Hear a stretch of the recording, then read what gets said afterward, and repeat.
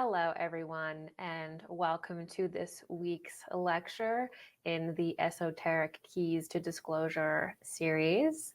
And today we are going to continue on from our last lecture, which really explored the concept of the spiritual hierarchies. And what we realized in that lecture was that what a lot of people label as aliens today or as extraterrestrials today, as these kind of foreign creatures that come from another world, a lot of what has been attributed to them in our ancient past and even in present days is actually the spiritual hierarchies.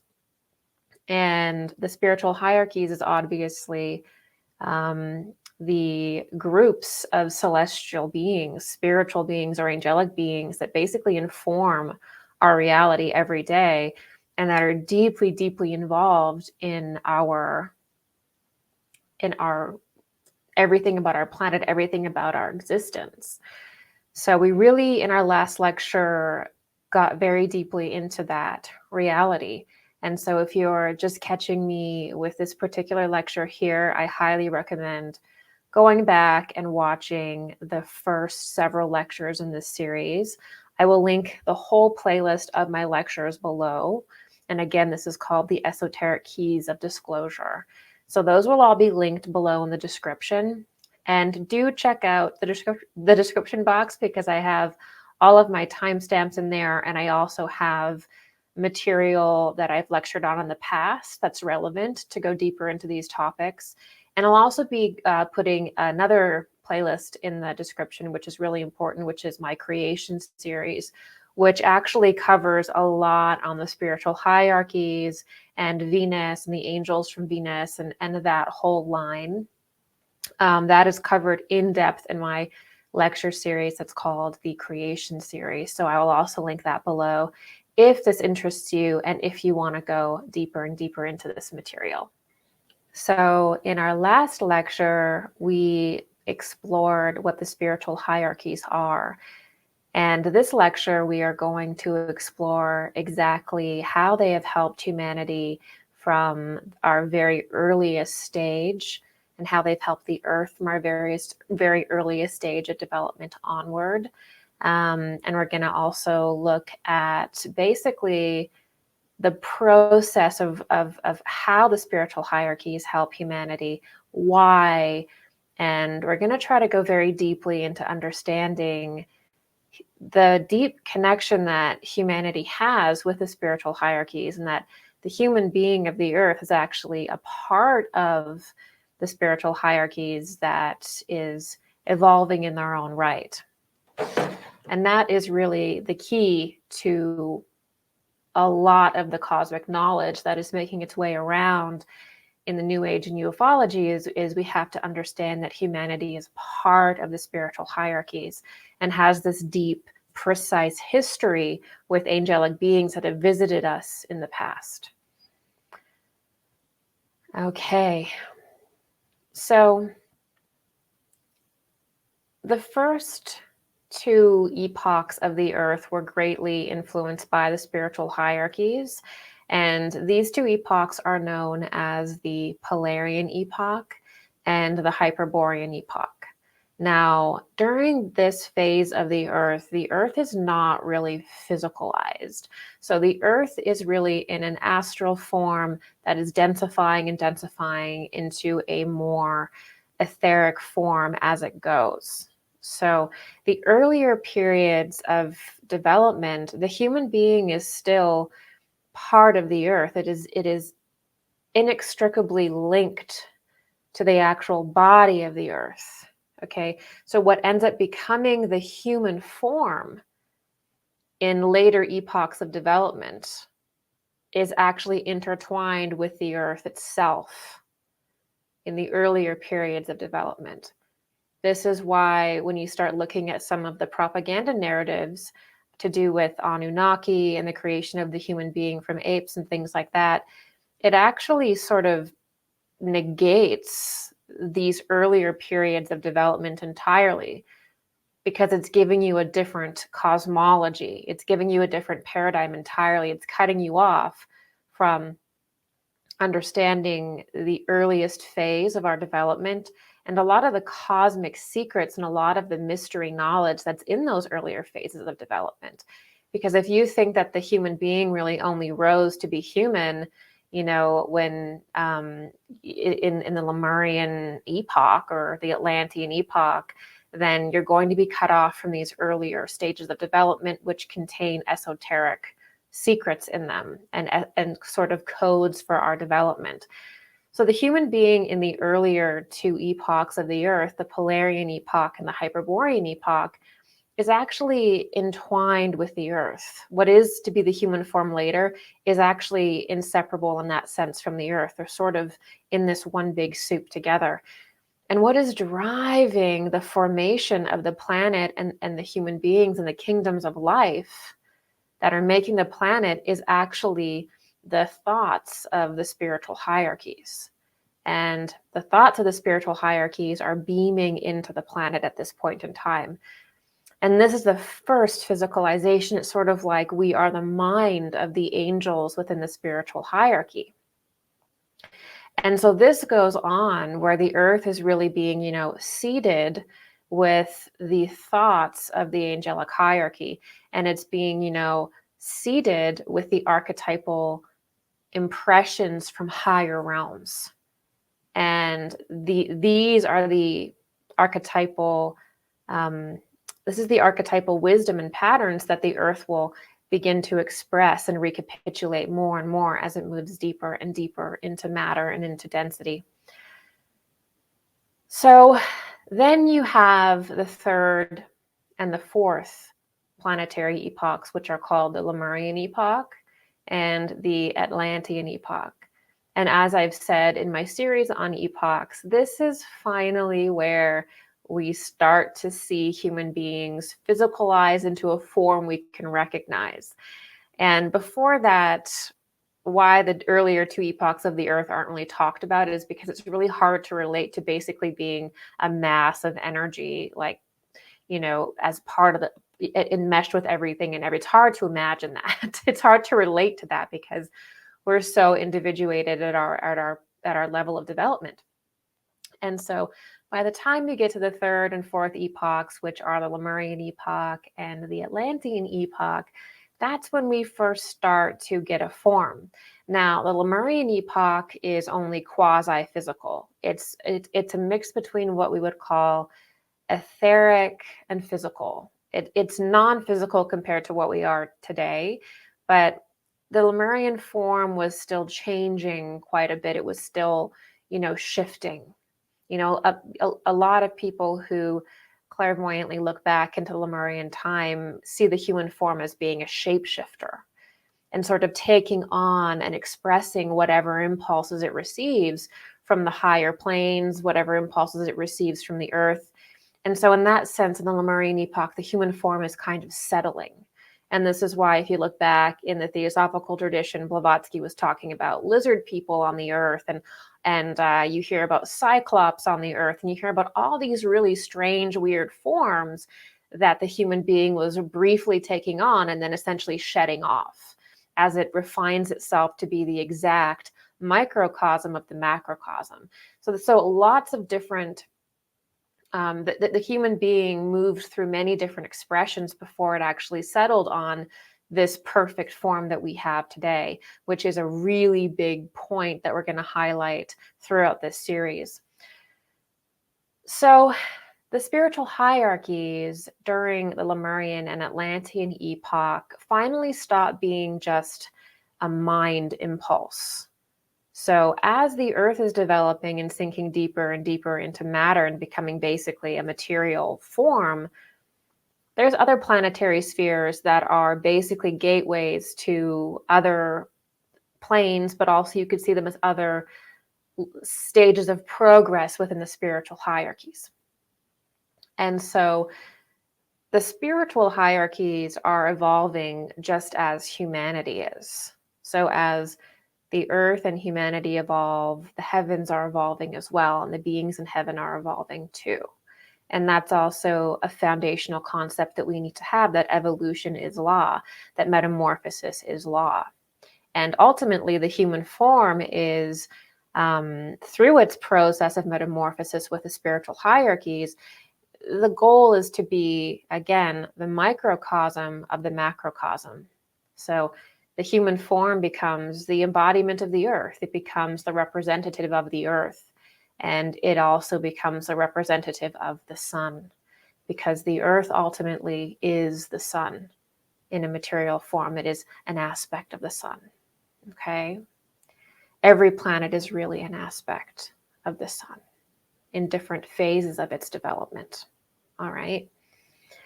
And so it's very important to see that every planetary sphere has a human form that will develop on it. And that's also called the human kingdom. Because remember what we covered in our first lecture in this series, there are 7 kingdoms of life in the solar system, in creation, in the cosmos. And the highest kingdom is the human kingdom. And so there's basically the human form. That is the holy vehicle of the cosmos. And the reason why the human form is the holy vehicle of the cosmos is because it's actually the representation of, it's the living representation of the earth and the sun. Okay, so that's why the form is holy. Remember that when Christ incarnates and he takes on the sun for 3 years and becomes Jesus the Christ, he's able to actually contain the sun in his physical body. He wouldn't be able to do that if the human form wasn't a representation of the sun. And he wouldn't have been able to affect the earth if it wasn't also a representation of the earth. So we have to see the human form as actually a very holy vehicle, a divine vehicle, and the vehicle of the solar system and the vehicle of the cosmos as we know it and as it exists for us. Okay, we have to squarely understand the power of the human form and what it represents and what it is the vehicle of. Okay? And so the spiritual hierarchies are working with humanity, and they are directly helping to make it so the human being and the human form is evolving with the spiritual hierarchies, with the cosmos, with the sun. And so we're all evolving together. That is the goal of the spiritual hierarchies. And during the Lemurian Epoch and Atlantean Epoch, the spiritual hierarchies are very active on the earth because the earth is the most physical body in the solar system. The earth is the most physical, materializing body in the solar system, and it's going to be the most physical when it finally reaches its deepest point in matter. And the spiritual hierarchies know this and they understand this. And so they are, in a sense, the custodians of the form. They're making sure the form develops properly so that it can contain the spirit of the sun, so that it can contain soul essences that can one day also contain the spirit of the sun and essentially graduate out of our solar system school. So the development of the form is a very meticulous process, epoch to epoch, for the spiritual hierarchies. Okay, because it's very important that the human form be such that it can contain the sun. And that should any soul enter into the human form, that it also can use the sun, use the solar impulse, use the Christ impulse to evolve their form eventually out of matter. It's very important that this process be able to happen. Okay, so this long-term development is very important to the spiritual hierarchies. Now, the spiritual hierarchies, because they're evolving with humanity, they're individuating too from the essence of mind. And by the time we reach the Lemurian Epoch and the Atlantean Epoch, the angels in the spiritual hierarchy, they're not manifesting as just a thought form anymore, just a thought wave. they're actually manifesting as an individual. Now, this is ultimately reflecting and preparing humanity for their own individuality. We're not really going to be able to receive our I or our individuality in the Atlantean epoch unless we're able to actually see individuals that have already sort of somewhat achieved that. And so during the Lemurian epoch and Atlantean epoch, humanity comes into a very special stage of earthly development where the gods walk amongst us. And so you have these incredible angelic beings that are now walking amongst humanity. Okay? Now, this is where you get all of those myths and stories that talk about the gods and these golden shiny ones that are walking around and teaching and guiding humanity. And so this is very different than the first two epochs, right? Because the first two epochs, the spiritual hierarchies, were basically just beaming their mind down. They weren't showing up in a personified form. Now they're showing up in a personified form. More and more, humanity is perceiving these as not just a force, but now humanity is recognizing that these are exalted individualities. Okay. And so the main initiators came through the planetary sphere of Venus, or the plane of Venus, the realm of Venus. And this is where the confusion sets in, because people with a materialistic mindset will go back and they will read ancient Eastern texts that talk about the lords from Venus, or the lords of the flame, or the great rishis, or all of the language that was used to describe these angels that came through the Venusian sphere. And they'll say, oh, well, if they came through Venus, or they came from Venus, then they're an alien. These are extraterrestrials. They're not of the earth. And this is a fundamental mistake that if you try to use and work with, it's going to skew your entire understanding of the cosmos, of human development, and of what spiritual beings are. Because Venus is not another planet. That's not how you view that. That is a completely materialist view. Venus is another realm of the earth. The orbit of Venus is actually just the earth in another time of development. It's the earth's higher self. That's why the earth logo and the Venus logo fit together in what is called the Venus key. So Venus and the earth are really one body. They're one essence that is in different stages of development. This is also why in anthroposophy, when you look at the progression of worlds, or the planetary chain, you see it goes Saturn phase, Sun phase, Moon phase, Earth phase, Jupiter phase, Venus phase. And that Venus phase is parallel to the sun. Okay? And so Venus is actually another aspect of the earth, and that is the most true and appropriate way to look at it. And when you can look at it that way in your mind, it will allow you to access more information than if you're just going to look at it like it's some other sphere with these beings on it that came in a spaceship or something. That's the other thing too, is that when you're coming down from an etheric form into physical matter, you can sort of create a ball of light or whatever and come down in density, but that's not a metal spaceship, right? So there's also a lot of, in general, there's just a lot of confusion with people thinking that the lords of Venus are aliens. They're not understanding that that is actually a story about a developmental reality. That's not a story about aliens coming to the earth and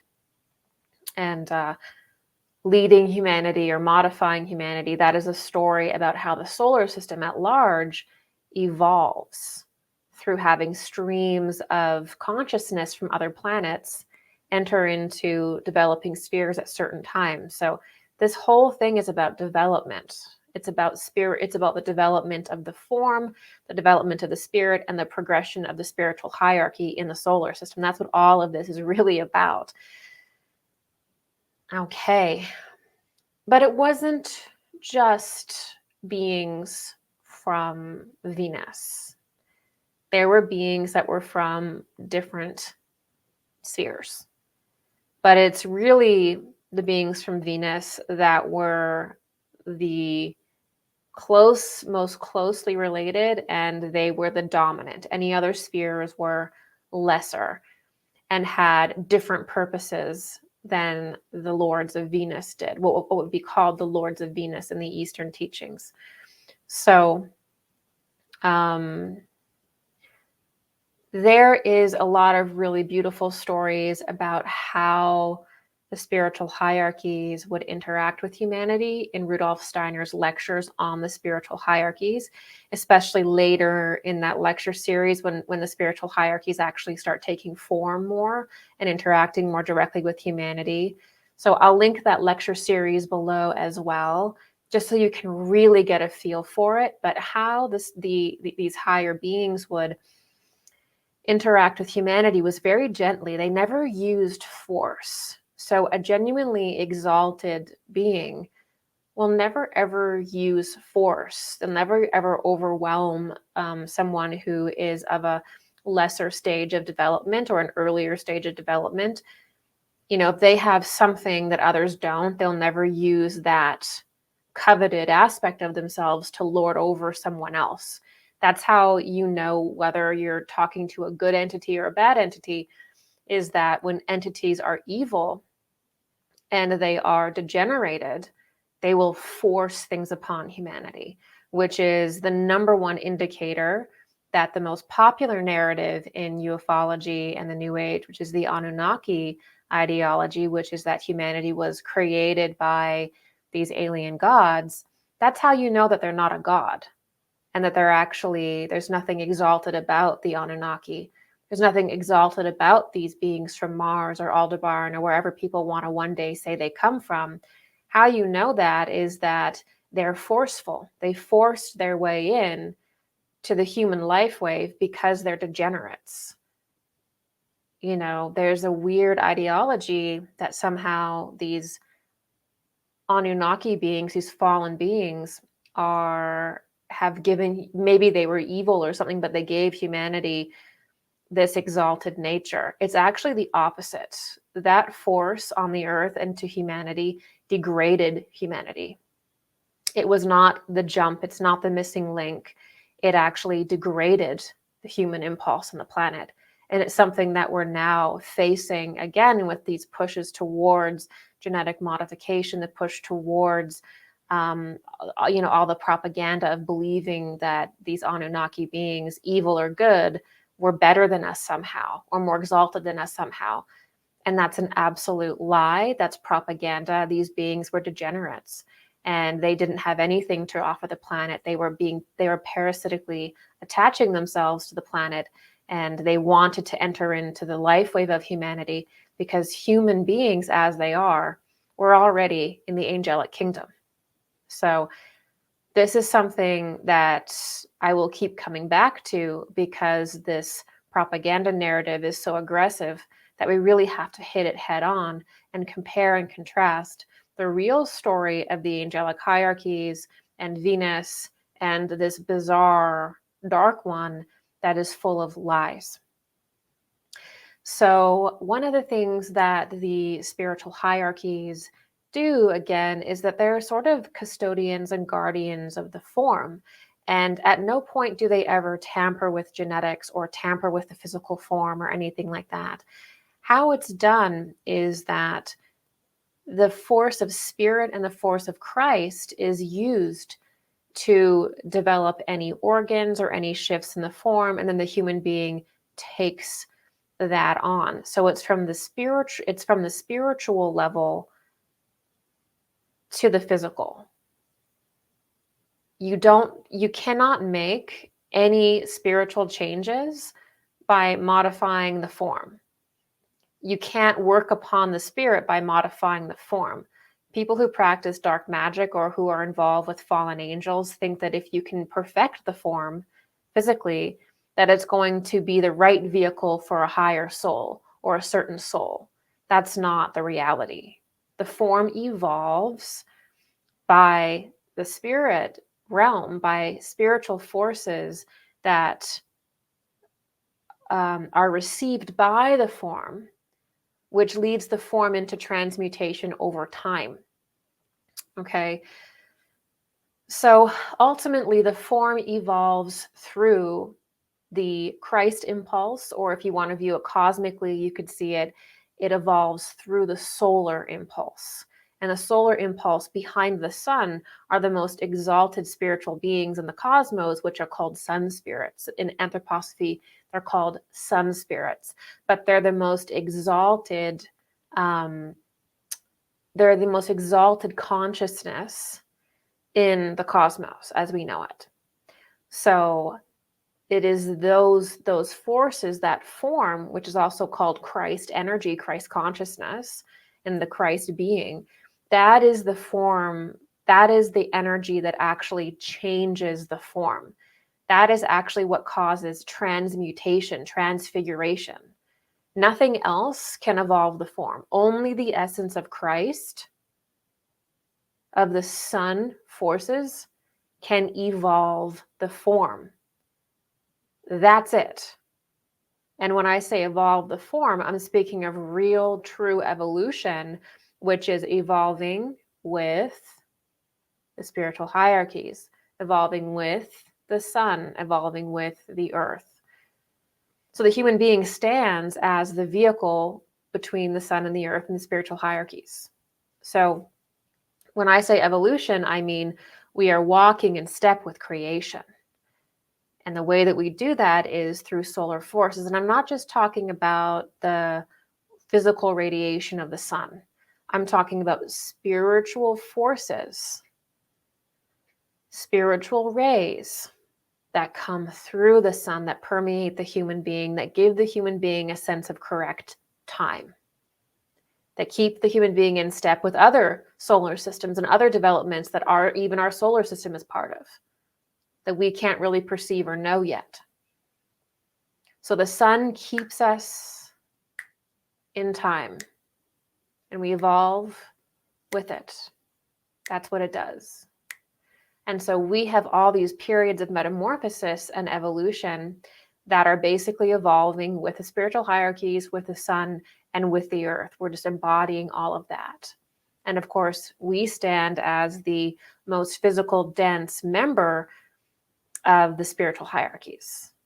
So in this way, and this is really important as well, in this way, when the angelic beings from Venus, when they're preparing the form and they're making sure the form is evolving correctly to be able to one day contain solar forces, which is, again, the highest degree, they know that eventually some of them are going to actually incarnate into the form. They're actually going to take a form. They're going to materialize themselves into this body. So at no point is there, like, again, this idea that they just leave the earth, and just hover around it in ships or something. No, the highest angels, the highest spiritual beings known to the earth, incarnated into the human form. Okay, so that they could be with it and part of this whole process of evolution that they themselves had been guiding. So this is the thing about the spiritual hierarchies. Forms are created, and then the spiritual hierarchies incarnate into those forms. They don't just leave the forms and things stay separate. That's how the links, that's how it stays linked to the higher aspects of the hierarchies. There's a direct chain of incarnation as these angelic beings incarnate deeper and deeper into the forms. And this is why there's also a direct connection between the sun and Venus and Earth, because those forms that are being created are essentially all to one day contain the sun. But in the most mundane sense, you know, once the human form physicalizes, especially in around halfway through the Atlantean epoch, what we're seeing there is now the human form is this direct microcosm of the macrocosm. It has all of the organs necessary to be an individual, to carry on to its next stage of life, which is now spiritualizing out of matter. You know, the prior epochs were all about materializing. They were materialization arc or materialization impulse. I talk about this in my creation series lectures about the materialization arc of humanity and coming deeply into matter. But then once the human form is fully materialized and the spiritual hierarchies have ensured, as custodians of the form at that time, that it has all the organs necessary, it has everything it needs to carry on, then they incarnate into the form. They begin to actually incarnate into the form, and we enter a different phase of development, which is we become individuals, we become sovereign, and we begin to spiritualize out of matter. And our development is not focused on the physical form anymore, on creating the physical form, on modifying it, or anything like that. All of the attention is drawn inward, and we work upon ourselves inwardly to spiritualize out of matter. And that's where we are now, and have been there since about halfway through the Atlantean epoch. We've really been focusing on spiritualizing out of the material plane. In the New Age, this is called ascension, right? In esoteric Christianity, we call these the resurrection mysteries, okay? And that's what the story of resurrection is about. It's about our journeys, you know, spiritualizing ourselves out of matter. In the Eastern traditions, this is called getting off of the wheel of samsara. So this tradition, these secrets are all in every mystery tradition you can imagine. They're just worded differently. And so we have this perfect form now, and we've had it really since the Atlantean epoch. There's no need to actually work upon it in any way. You know, all the spiritual energy and Christ forces that we do generate goes to spiritualization now. But obviously, there's still some people that are stuck within this, you know, kind of weird Mars impulse that still think that they're going to evolve through creating a form. They're behind, they're deluded, they're degenerate. They don't know what time it is. They're not in time correctly. They don't know what epoch it is. Their trauma has trapped them into thinking we're still in a materialization arc when we're in a spiritualization arc. And so they're still trying to modify the form, you know, with transhumanism or with genetic modification. They think that we're going to evolve on the material plane. There's all of these really sick, deluded ideas that come from just not understanding the reality of where we are in our development, which is why I repeat myself talking about the different epochs in time, is so that we can actually get a sense of where we are in our own development. We cannot have that if we're just looking at literally the last 6,000 years or even 10,000 years. We have no sense of larger time if we're doing that. We have no sense of developmental time, which is actually a significantly larger span of time than we're used to dealing with. It's such a large span of time that we have to look at it as developmental time, which is really what time travel is. And getting into that, it's actually more about developmental time, okay? Or time that is defined by the consciousness and condition of the earth. So if you go back far enough in time, as I mentioned in lecture 1 of this series, you're in a different kind of consciousness entirely. The human being is of a different character, and quality. It is not like it is now. Just like how if we go forward even, 4,000 years, we're going to be of a completely different quality of being. And if we keep going, we'll actually be rising out of our physicality or transforming our physicality into what is often called the resurrection body, or hopefully, higher form or Venus body. We're going to be transforming ourselves out of matter. So if you were to look at developmental time of humanity, you would see that eventually humanity is not physical anymore. Humanity did not begin in physical life. It did not begin as a physical being. It began as an astral being, then became etheric. Then for a brief time, we're physical and in the material plane. And then we spiritualize out of matter again. So this is how ridiculous and bizarre a materialist ideology really is it's just completely short-sighted. It's literally working in a fragment and trying to hyper focus on a fragment of time and then just project it into the future and past, and it's delusional. There's certain questions about human development, planetary development, and beings from other spheres that can simply not be answered in a materialistic perspective. If you try, you will fall into delusion, 100%. The mind has to be prepared to enter into these ideologies properly. Because what happens when the mind is not prepared is that it will profane the information by making it a materialist, literalist caricature. When the mind does not understand interdimensionality, when the mind does not understand spirit, when it does not understand what we're talking about here properly, it doesn't understand nuance, it creates a garish caricature of the past. And then they're trapped in this weird garish caricature that literally means nothing.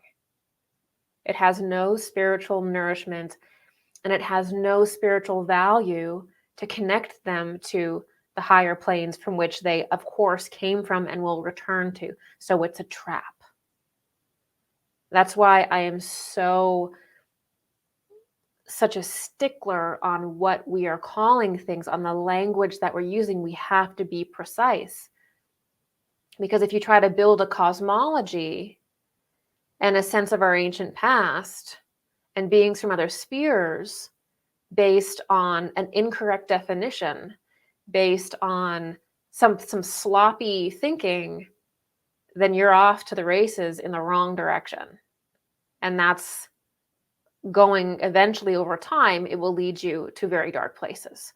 So we have to get the definitions correctly, and we have to be interested and pay attention to nuance. Okay, because in this level of our development, we become very materialistic, and we have to sort of open, be humble, and try to get these higher ideas back. We have to work with them correctly. Okay. So all of the various stages of metamorphosis that the human has gone through, whether it be us in sort of an astral form, just receiving all of the patterns of life, whether that being, physicalizing, whether it being that key period between Lemuria and Atlantis where the form is now physicalizing and we're now getting our blood, our organs, we're now getting all of this whole thing. All of that is guided by the spiritual hierarchies. There's not one process of planetary and human development that was not specifically guided by the spiritual hierarchies that they are not involved in on every level. Okay?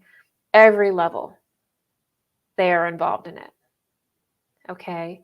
But then we get to the Lemurian and Atlantean epoch, especially that little period in between at the end of Lemuria to Atlantis. There's a real sweet spot where where the gods did walk amongst us. And they did come through other spheres, but they're not aliens because the cosmos doesn't work how we think it works. And this is the other thing too, is the physical bodies that you see, that is Venus, that is Jupiter, that is Saturn, that is Pleiades, that is Sirius. These are just markers for different realms or different times.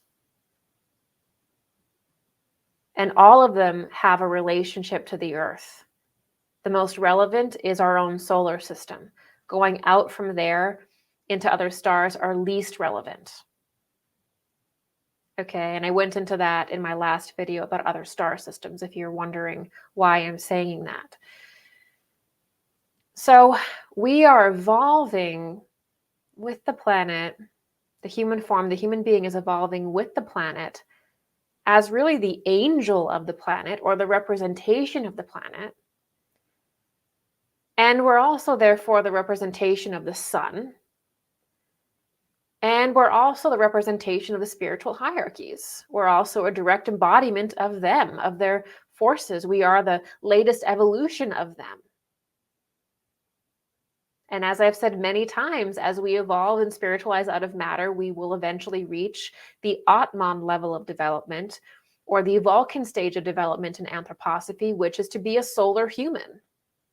And at that point, the planet itself will become a star. So do you see how intricate and important it is to see human development and planetary development as being the same, as being happening side by side, and the spiritual hierarchies development also happening side by side? All of this is happening together, and as the Earth evolves, it actually changes character and changes quality. You know, like how in the Lemurian Epoch, we see the moon and the Earth separate, which I also call the ejection of the moon. But the Earth is in a quasi-physical state. It's not fully physical, so you can have bodies separate like that. When the Earth and humanity is in an etheric condition, it can change. It's not locked in matter yet. So you can have spheres separate in two. You can have the human form be changing its appearance to take on impulses from the sky or impulses from the Earth. That's the nature of the etheric level of development.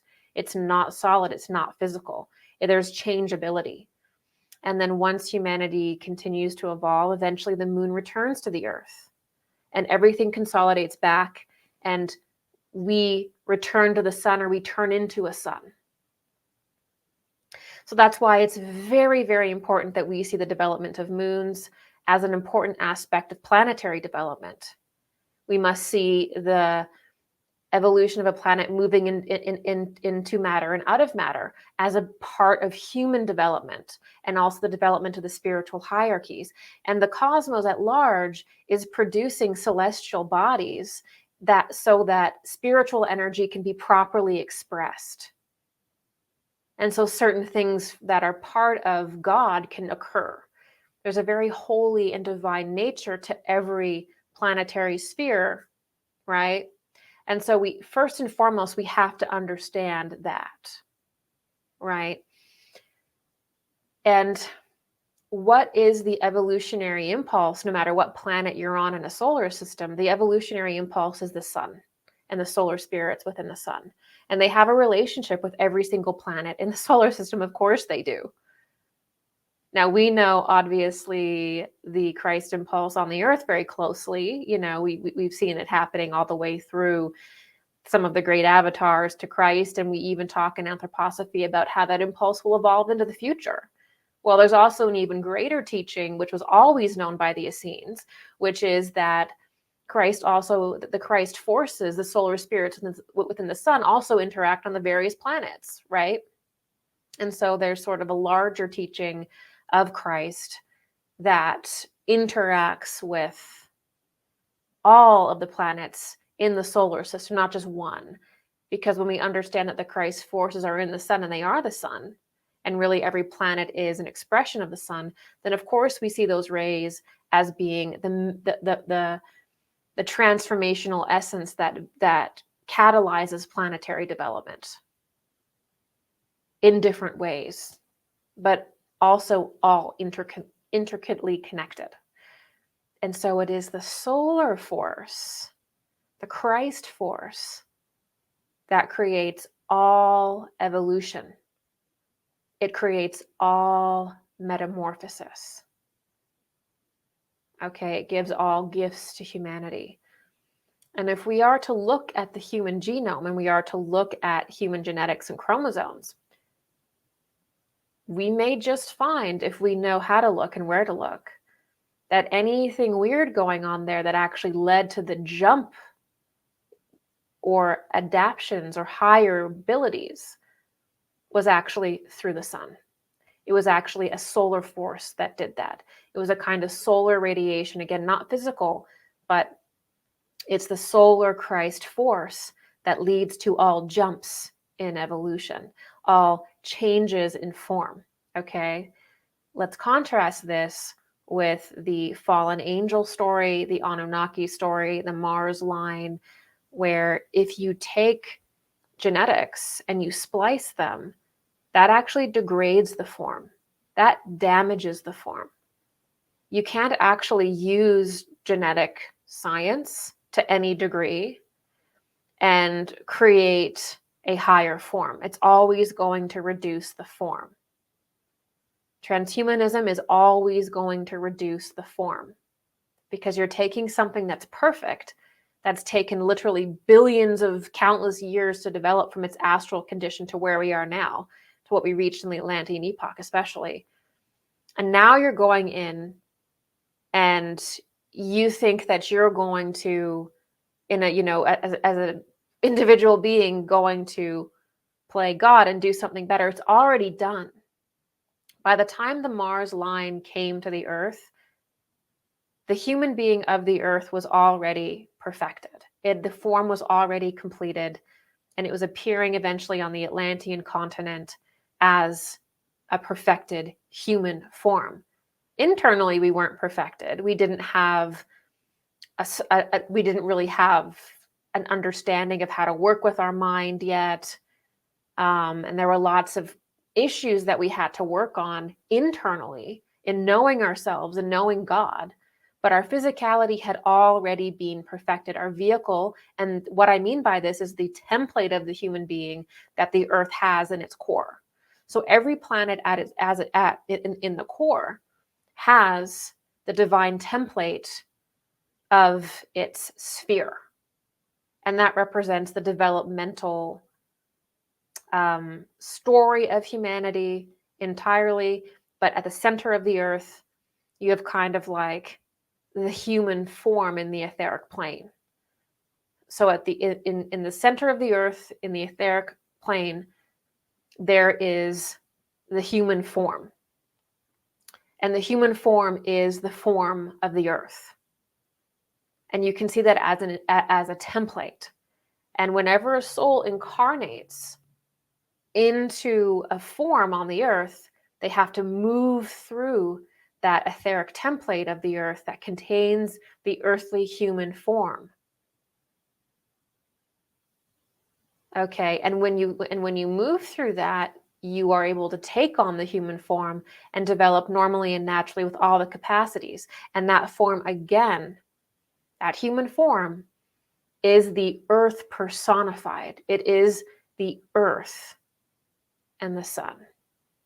And it has been cast and created as the Earth developed over that extremely long period of time. It's the same thing with other planetary spheres in the core of Venus, in the core of Mars, in the core of Jupiter. All these planetary spheres in their core, in what we would understand as in their spiritual body or their etheric body, have the human of that sphere. The human of Venus is in the core of Venus in its etheric body, or some exact version of that in their paradigm. When the soul incarnates into the planetary sphere and enters the human life wave, they have to enter into that exact form that has been created naturally on the Earth with the spiritual hierarchies through the catalyzing of the sun, the catalyzing of the solar impulse, of the Christ impulse. That is how the form is created. That's it. that form has souls enter it. They live on the planetary sphere. There's all sorts of things that happen, whatever, but that soul, that form is always the form of the earth. When the soul enters it, the soul kind of has its own experience within that template. And the template expresses itself as different races and there's different things about the earth that are expressed in humanity, different cultures, different races, different things like that, right? But fundamentally, it is the earth human template. Okay, and that template, again, has been evolved through the solar Christ force over a very long period of time. At no point was the human template of the earth created by an alien, by Anunnaki beings or by beings from Mars or any planetary sphere that basically propagandists want to say. Not possible. In fact, any kind of genetic modification, like from a monkey or something, you're not actually creating a form at all. The form's already in the center of the earth. So it's pretty crazy stuff. So genetic modification is not a creative force. It's actually a degenerative force, because no human being can see the spectrum of the sun entirely, right? So we're always looking at things through our own unique perspective, which makes it so we can't actually play God. We're always going to be behind in that regard, because we're not omnipresent. We're not omniscient. We're individuals.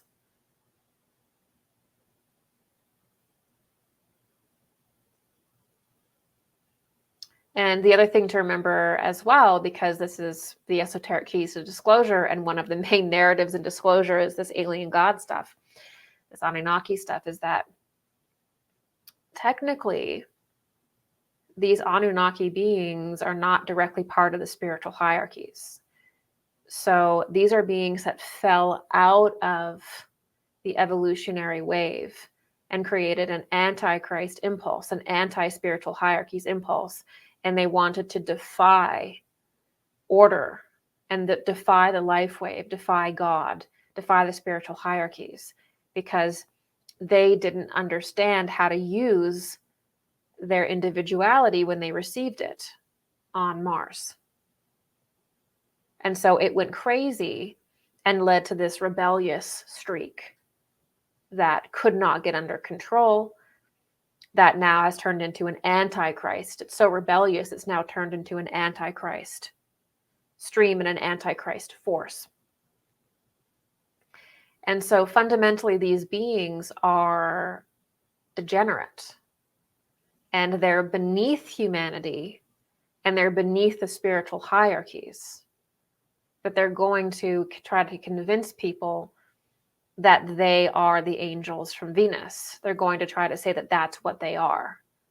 So because we do have this beautiful history of the spiritual hierarchies assisting humanity to the point that they're, the custodians of the form, that's going to be distorted, and they're going to say, made in the image of God is like made in the image of these fallen dark entities that they're gods. And so you can see how spiritual and religious texts can be distorted very easily if we don't know the real history, right? And so that's what's going to happen, is you have spiritual texts that talk about the spiritual hierarchies, that talk about angels, that talk about the angelic lines from Venus, the angels that came through Venus. And then people are like, oh yeah, that's the Anunnaki. There's not a strong enough understanding of the reality that there are fallen angels in the solar system, in the cosmos. And that when a being falls, they don't have the capacity to initiate. So just because a being is from another sphere or came from a higher plane at one point, if they fall out of the life wave and they defy God and they don't understand Christ, they don't understand the sun, then they're not capable of initiating humanity. They don't have the force to do so. They're not initiators, they're parasites. They look at humanity as a way to try to redeem themselves by forcing themselves into the life wave, by forcing themselves into that human template that's at the center of the earth. They want to force themselves into that. And I will get more into the fallen angels, maybe in the next lecture or the lecture after this, and I'll get more into the Anunnaki story, and we'll really hammer it out so that it's very clear.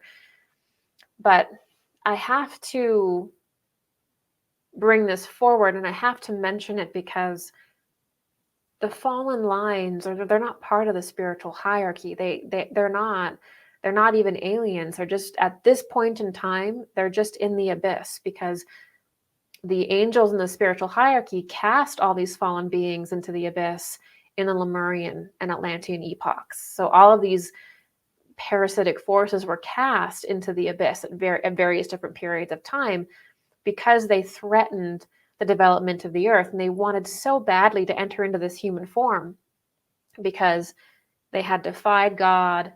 They'd gone against their own development. They were basically insane and destructive, and they couldn't take a form. And so now they're aggressively trying to enter into the human form, and they do that through genetic modification, through lowering the form, through creating chimeras, things like this. That's how these beings that are in the abyss, these demonic entities, these fallen angels, essentially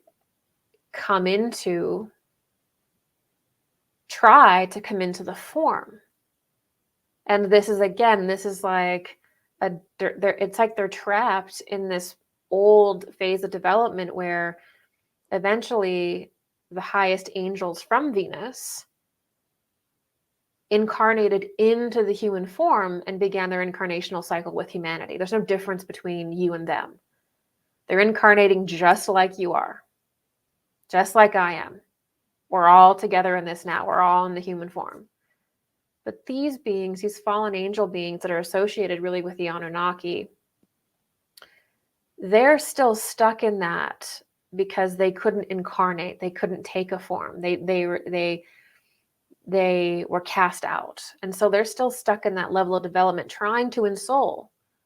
And so that's where a lot of this comes from. And they try to say, I am an angel, and I am, I'm from Venus, or I'm the angels from Venus, or I am this higher exalted being. I am your creator. We genetically created you. But it's all part of their sick religion, the sick religion of the abyss, to try to enter into the human form, to control it, to get control of the earth, as they've always wanted to do. But as I've said on social media, in the Lemurian Epoch and the Atlantean Epoch, you see that the spiritual hierarchies protected humanity and cast these beings into the abyss, because humanity was still in an infantile, childlike condition. We didn't have our eye. We didn't have our self-awareness, so we couldn't defend ourselves from these parasitic fallen forces that were outside the life wave, trying desperately to get in, to take over the form. So because we didn't have our individuality yet, we didn't have our I, the spiritual hierarchies protected us, and they cast all these beings out. But now we are in a different phase. Now human beings have a mind. They have the spark of mind. They have an I. Whether people are wanting to develop self-awareness and spiritually develop is another story. But the human form, the human template, that human template in the center of the earth that we all incarnate into, that has the workings of an I. That has the organs of perception that are of mind, that any person, should they work upon themselves, can develop critical thought. They can become self-aware. The organs and the forces are there in the form to develop. Now, whether people choose to take an interest in that, whether they want to do that, is another thing, but it's there. And what that means is that now, ultimately, we have to cast these forces out ourselves. Because we're sovereign, because we have a mind, we have discernment, we have the capacities of discernment, we now have to cast out these fallen forces ourselves. Before, the angels in the spiritual hierarchy, the custodians of our form at that time, of our essence, our protectors, we were like children. They cast out these forms and pushed them into the eighth sphere or the abyss. They did that. You can read about that in the Bible and other spiritual texts. But now, we're not babies anymore. We're not children anymore. We have the capacity, many capacities we didn't have then. So we have to cast these forces out of ourselves, these forces that try to attach to us, to influence us. This is also known as demonic attachment, possession. You know, it's like the body snatchers movies. It's not aliens we're dealing with. It's more like body snatchers. It's more like possession. It's more like infiltration through the mind. That's where it's the battleground is really happening. And so we have to understand that dynamic, and we have to cast these forces out ourselves. We have to rise to that occasion. You have to do that within you. You have to go inward and discover where you are hurt, where you're injured, and you have to heal. And as you do that, you cast out these lower forces that are always trying to sort of drag us down. And so that's really the real paradigm. And calling a fallen angel, or really a demonic entity from prior phases of development that lives in the abyss, calling that an alien is incorrect. That is a being that is actually more associated with our earthly development than anything. It's a being that was cast out of the life wave. It's a being that fell out of the life wave and that is now stuck in the realm around the earth that we call the abyss, or we call the moon realm. There's really nothing alien about that. It's not an alien. Okay? Now, there are dark magicians that will try to create forms for beings in the abyss so that they can incarnate on the earth. But also, those aren't alien. They just look like it. When you see the grays that are basically robots, or these chimerical looking things. Yeah, well, there's also dark magicians, again, that try to create forms for the beings in the abyss, because the ultimate goal of beings from that lower hell realm, the eight spheres, they want to actually take over the earth and absorb the earth into it.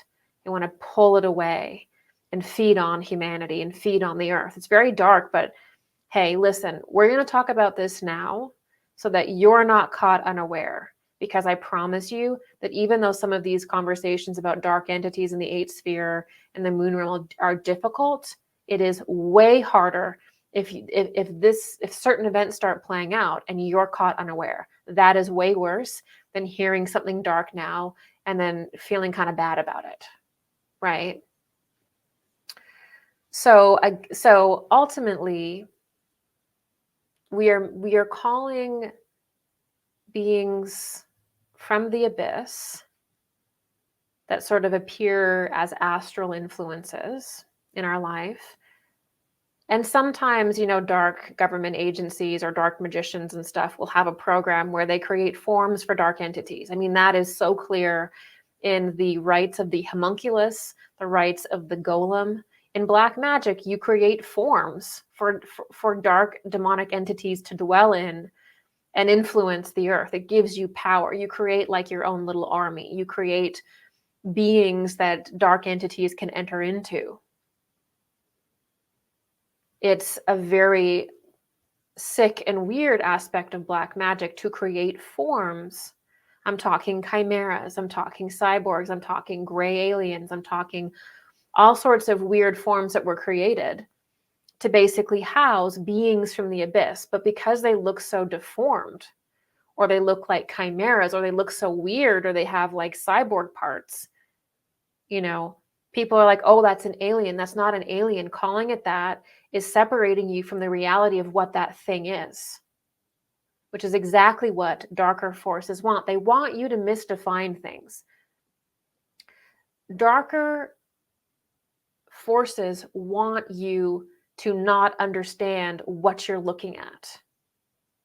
They want you to not be able to define what you're looking at properly, because then you can't interact with what it is. It's always going to elude you. It's always going to be one step ahead of you because you don't really know what that thing is. So what we're being told are aliens, especially the really robotic looking ones that are basically grays or cyborgs, right? The chimerical looking things. Those are beings from the abyss, whether they're appearing astrally or whether those astral forms are literally being incarnated through black magic rites into forms that are created for them by dark magicians. So that's where you get the weird crossover where some people are like, well, why am I having an astral experience with a certain being and then also their physical too? Well, they create the forms, okay? Dark government programs, dark magicians will create forms for beings in the eighth sphere because ultimately they want the eighth sphere to become the earth because they feel that they're going to rule the earth once that happens and lord over everything. They're being lied to, but that's what they're told. Okay, so there's a direct line here. There's a direct line between beings in the abyss or the lower planes that are astral creatures and physicality, because these darker magicians will create forms for them. And these forms are physical, but they're usually inhuman. They'll never look fully human, okay? The other thing that people will call aliens also are certain things that happened in World War II to do with the Nazi breeding program where they tried to breed very Aryan, Nordic-looking people. And there is a goal to one day say that these are angels, say that these are beings from Venus, these are the Anunnaki, these are Pleiadians. There's also a deep agenda to basically have weird eugenicist style breeding programs, such as the Lebensraum in Germany, where they breed people to look like they're these Aryan looking gods. And then they're like, yes, we are the angels, we are the Venusians. And then they do spiritual feats using technology, and they try to convince people that they have spiritual powers when it's all just technology. So that's also not an alien. That is a human being that has been bred to have certain qualities, and that is technology behind them. Okay, that's also not an alien. And you can see that they've been doing this because there were certain abduction cases in South America where there were people being abducted in like nuts and bolts ships, and they're hearing people speaking basically high German or aristocratic German dialects. And I'm like, what's going on? And so there's this weird thing where this very dark group on the planet that's deeply associated with Nazi Germany, but not exclusively. There was also weird factions of that going on in America. So the whole secret society behind Nazi Germany was active in America, was active in Germany, was active throughout the world. But Germany and Nazi Germany became the place where it was their ideology was tried. But it's a very deep, dark secret society that exists within NASA, that exists within America, probably every country of the earth, right? We have to understand that it's the secret society behind that exists everywhere. This is their ideology. And for that, check out Mars Mysteries. I go very deeply into that there. And so this group has this weird origin myth that is the Anunnaki story. And it's all about eugenics. And it's all about worshiping aliens. And it's basically all about making humanity think that these aliens are coming from other worlds, that they created us, or that they are returning, or whatever it is.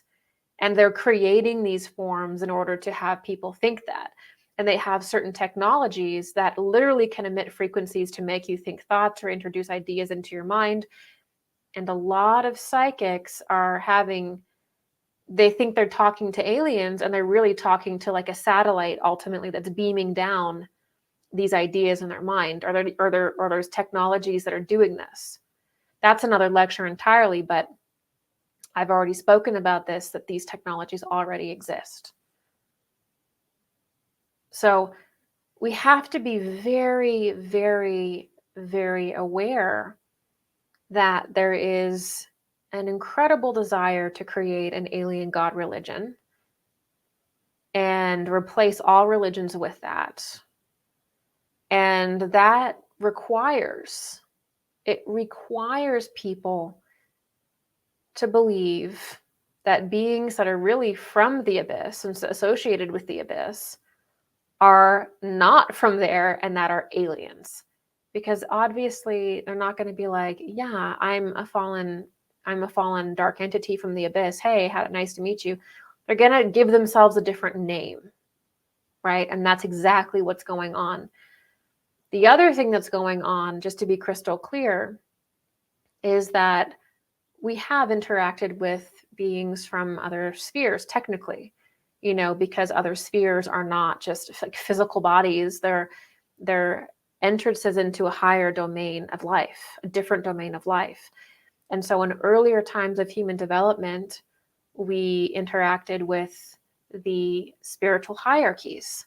And the spiritual hierarchies would come through certain planetary spheres. For our purposes, Venus. And we are looking back at that and we're saying, we're conflating teachings, and we're saying, well, because there was a being that came from Venus, that also must be alien. It's not. The beings from the spiritual hierarchies that have assisted humanity from its very early development, they are not aliens. Okay, they're not alien. They're beings from the spiritual hierarchy. There's no need to create a different term for it. There's no need to call them that. Because when we call them that, we separate ourselves from the thousands upon thousands of years of teachings about them, because we've changed the term. It's a bait and switch. It's a form of dark mind magic to get you away from genuine understanding by renaming the thing. So yes, we do interact with beings from other spheres, technically. But those beings are from the spiritual hierarchies.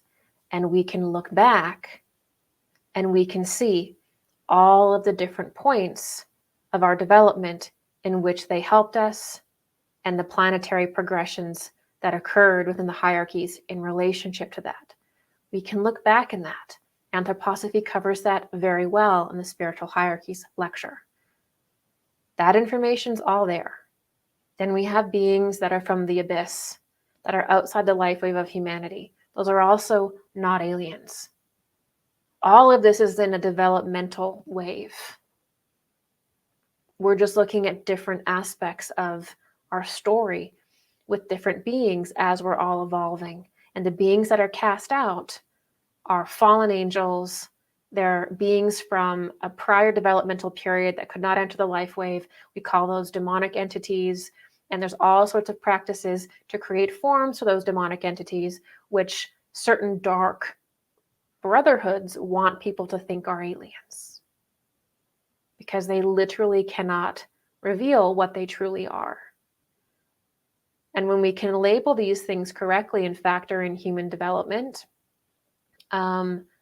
we can actually enter into these ideas in a way that's nourishing and a way that we can actually develop.